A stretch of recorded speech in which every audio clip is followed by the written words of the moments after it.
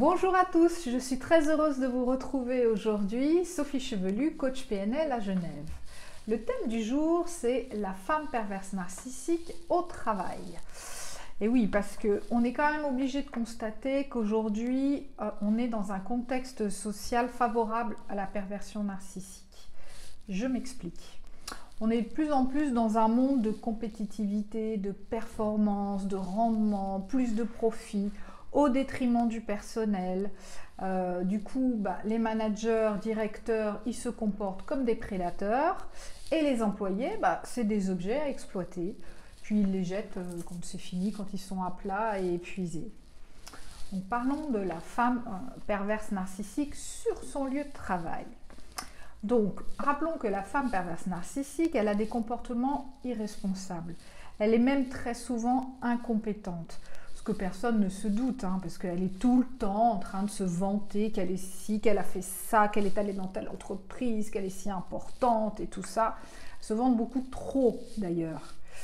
Du coup, elle fait faire le travail aux autres. En prétextant qu'elle a trop de travail, qu'elle est débordée, et puis de toute façon vous êtes la meilleure personne pour le faire, elle compte sur vous pour surtout se débarrasser de cette tâche. Elle se fait toujours passer pour une personne très importante, parce que du coup, c'est ce qui sous-entend, oui mais moi tu comprends, j'ai pas le temps de faire ça, moi j'ai des trucs beaucoup plus importants, j'ai des rendez-vous avec des gens importants, donc ces petits trucs c'est toi qui vas les faire. Donc évidemment ça sous-entend que vous valez bien moins qu'elle. Donc les petites tâches, c'est pas elle de les faire. Voilà. Elle fait aussi passer ses messages à travers ses complices et ceux qu'elle arrive à manipuler. Au lieu de vous dire directement et clairement les choses, comme ça, elle agit dans l'ombre et elle tire les ficelles pour obtenir toujours le pouvoir. Il y a aussi une chose qu'elle fait très bien, c'est qu'elle arrive à amadouer tous les gens au-dessus d'elle, justement, au cas où vous iriez vous plaindre. En fait, c'est déjà barricadé de partout, vous ne pouvez pas l'attaquer, parce que tout le monde la trouve tellement sympa, tellement super, tellement intelligente, tellement brillante, que c'est même pas la peine d'y aller, c'est barricadé de partout, quoi. Donc vous êtes coincé.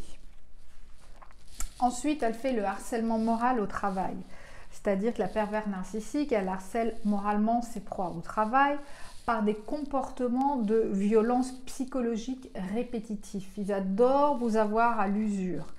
Mais c'est aussi elle se décharge sans fin de cette agressivité comme ça sur ses proies. Et elle y va, et en fait, dès qu'un truc ne va pas, vous en prenez plein la tête, et vous ne savez pas pourquoi, mais elle, ça lui fait du bien. Elle ne supporte pas que ses collègues ou ses subordonnés osent prendre ou penser par eux-mêmes. Mon Dieu, quelle horreur! Elle n'a plus le contrôle, ça n'irait pas. Donc, plus la proie est responsable, consciencieuse, qu'elle soucie de bien faire, perfectionniste, créative, pleine d'humanité et pleine de sensibilité, et plus elle risque de déplaire à la perverse narcissique, parce que c'est tout ce qu'elle n'est pas et qu'elle n'arrive pas à faire par elle-même. Donc, cette personne, elle pourrait lui faire du tort, puisqu'elle a peut-être beaucoup plus de compétences qu'elle. Donc, c'est pas bon pour la PN. Donc, pire, elle pourrait même être dominée, parce que vous savez bien que la plus grande peur de la perverse narcissique, c'est de se sentir menacée. Il ne faut pas oublier qu'on est toujours dans une relation dominante-dominée. Donc, elle fait tout pour rester maîtresse de toute situation et avoir le total contrôle sur chaque personne qui l'entoure. Et sur les projets et tout le reste, bien évidemment. Donc, la PN, elle attaque avant d'être attaquée, avec une intention vraiment malveillante de détruire sa proie.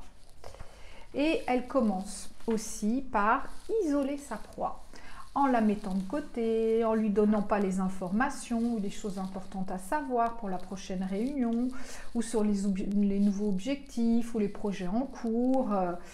Elle lui rend des conditions de travail invivables, plusieurs dossiers à traiter en même temps. tout est urgent, bien sûr, elle met une pression monstre, elle vous dérange toutes les 5 minutes pour rien, juste pour vous rendre fou ou folle et vous faire perdre la tête. Elle vous met dans une voie de garage, seule, elle fait en sorte que plus personne ne vous communique quoi que ce soit et surtout pas d'informations utiles. Elle peut aussi vous priver d'instruments de travail. Et puis elle vous dit bah débrouille-toi, hein, c'est pas mon problème, c'est toi, tu dois faire, c'est à toi de gérer, moi j'ai pas le temps pour ça. Et puis voilà, elle peut aussi vous priver de travail, ne plus vous en donner pour ne plus vous donner aucune importance et vous dénigrer. Et la femme PN va même aussi vous donner des tâches dégradantes par rapport à vos compétences et qualifications. Si vous avez fait je sais pas, un bac plus 5, elle est tout à fait capable de vous faire des copier-coller toute la journée ou de l'archivage ou des photocopies, quelque chose qui ne correspond absolument pas à vos compétences. Elle va colporter des calomnies à votre sujet, hein, en secret. Elle va donner le mot d'ordre à tout le monde de ne pas vous parler, parce que là, elle va inventer des histoires pas possibles. Elle peut très bien dire que vous n'êtes pas bien en ce moment, que vous êtes bien au courant, et qu'il ne faut surtout pas l'embêter, à la demander est-ce qu'on ne la dérange pas, donc personne n'y va, bien entendu. Ou alors carrément mentir, inventer des mensonges que vous avez été... irrespectueuse avec elle et que c'est inadmissible, donc du coup tout le monde est contre vous et vous ne savez pas pourquoi. Donc vous allez commencer par vous sentir jugé, regardé, menacé, critiqué, coupable même de la honte, comme si vous aviez fait quelque chose de mal quoi en fait, que vous avez un problème. Bon, évidemment le problème c'est pas vous, c'est elle, hein. Donc la PN elle va attaquer encore plus fort en voyant que vous avez perdu estime et confiance en vous. Elle va vous accuser de faire des erreurs, d'être nul, d'être irresponsable, qu'elle ne peut pas vous faire confiance, alors que c'est elle qui vous a poussé à la faute, en fait, parce qu'elle vous a tellement mis la pression, le stress, vous êtes tellement épuisé, dévalorisé, humilié, que, bah oui, forcément, vous êtes humain et vous faites des erreurs. Mais elle va dire « Ah, tu vois, t'es nul, je le savais que je ne pouvais pas compter sur toi. » Donc, elle va s'en servir contre vous.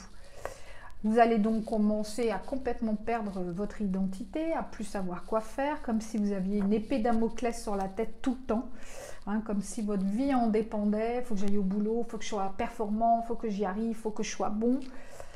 Et puis, elle va vous critiquer, vous aussi, parce que au début, elle va s'intéresser à vous, elle va faire la gentille.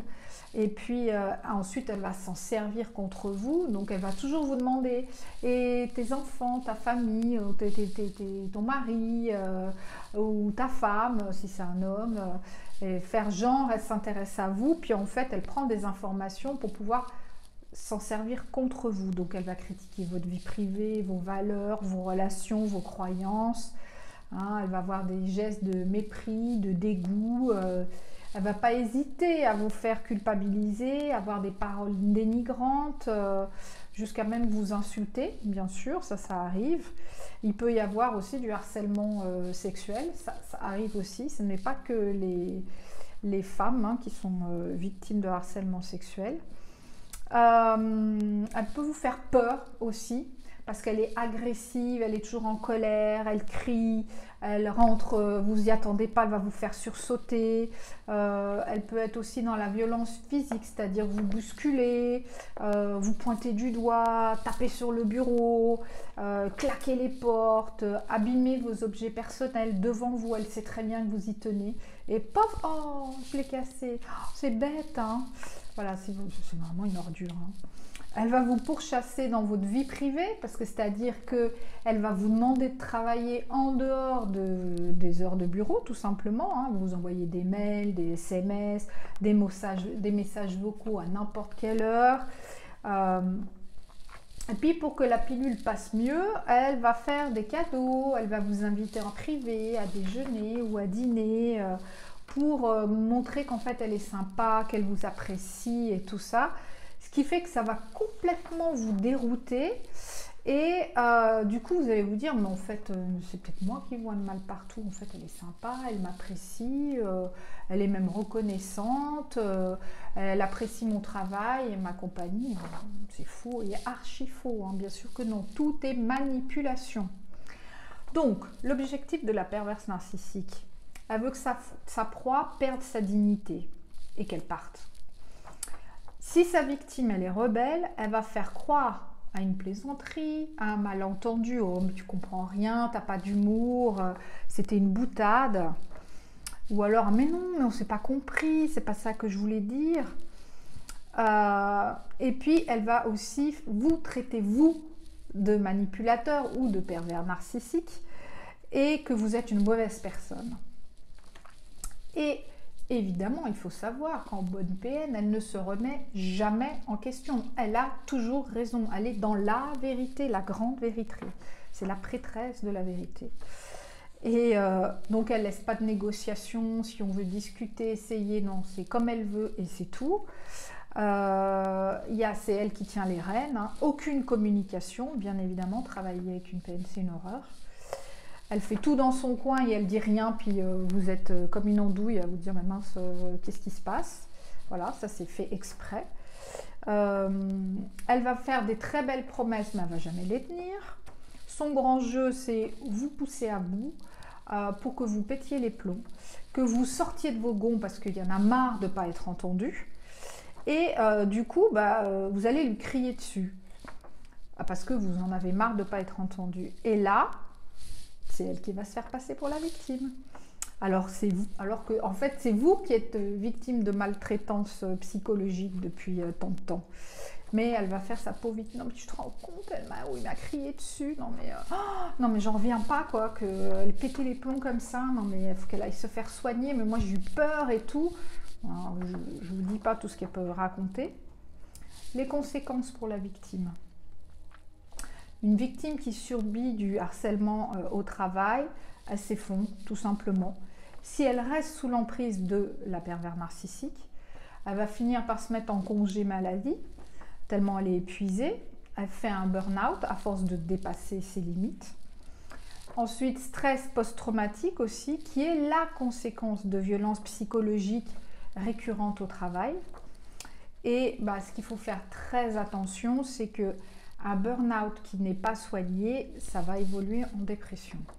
Donc, vous étonnez pas que vous soyez dans cet état-là. Donc voilà, la victime ayant subi autant d'attaques incessantes, récurrentes, elle perd estime et confiance en elle.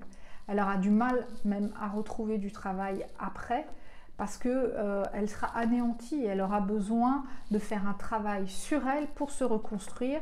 Ne pas rester dans l'idée que vous êtes nul, que tout ce qu'on vous a dit, que vous êtes incapable, que de trop travailler, vous n'allez plus pouvoir. Enfin, ça vous enlève tout, ça vous coupe tout en fait.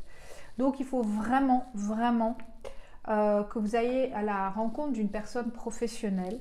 Hein, et puis que vous vous rendiez compte que juridiquement d'abord vous êtes, il y a des lois qui sont là pour vous protéger aussi, non pas tous les droits.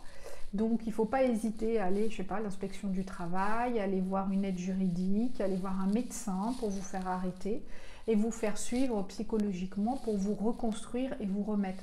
C'est vraiment important parce qu'il ne faut pas laisser cette personne avoir l'emprise sur votre vie et sur même votre avenir, même en étant partie de là et qu'elle continue à agir. Non, sûrement pas.